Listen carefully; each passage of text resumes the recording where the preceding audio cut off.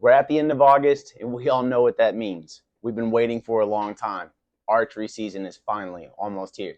If you're looking for a new bow this season, here are 5 things you should look at to help you make that decision.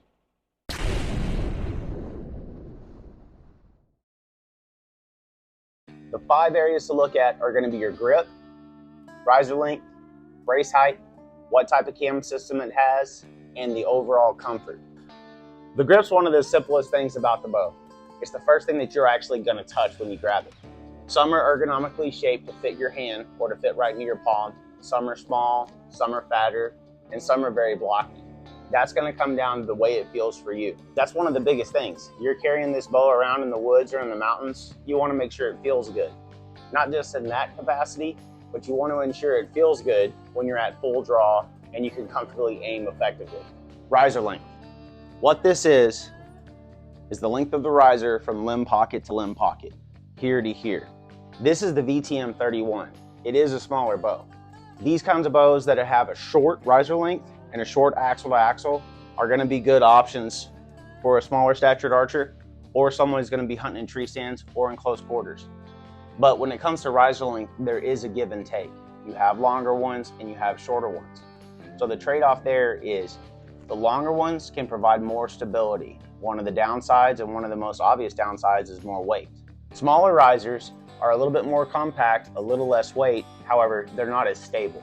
Riser length is really dependent upon the shooter and what they're comfortable with. Brace height. Brace height is the distance from the string where you nock to your riser. Some brace heights are short, some are longer. The trade-off there is a shorter brace height is going to be a faster bow. You're going to get more out of the cam system when it leaves from full draw to where the arrow leaves the bow. Yet, they're a little bit more aggressive. Faster arrow speed, a little bit more aggressive shot. Now, a bigger brace height, those are smooth. Yet, because they are smoother, they're a little bit slower.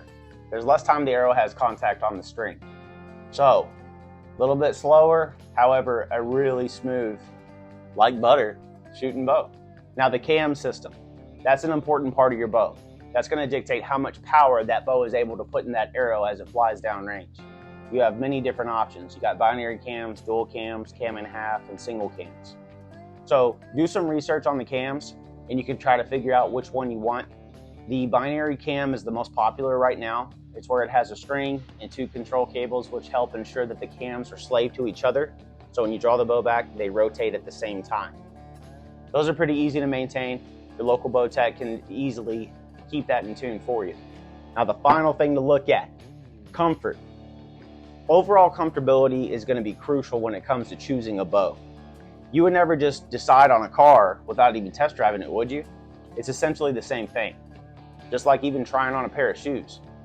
You want to hold the bow, ensure that you check all the little areas I talked about, and then shoot the bow. See how it draws, see how it shoots, see how it feels for your follow through. That's going to be the most crucial, biggest aspect of choosing a bow. This bow is a tool and it's a personalized weapon. So ensure that you pick what you want for you, what you want, what you're trying to achieve out of the bow. That's going to help you make sure you put your arrow where it needs to go. Where'd my thing go? The laundry machine is so loud. Oh, there we go.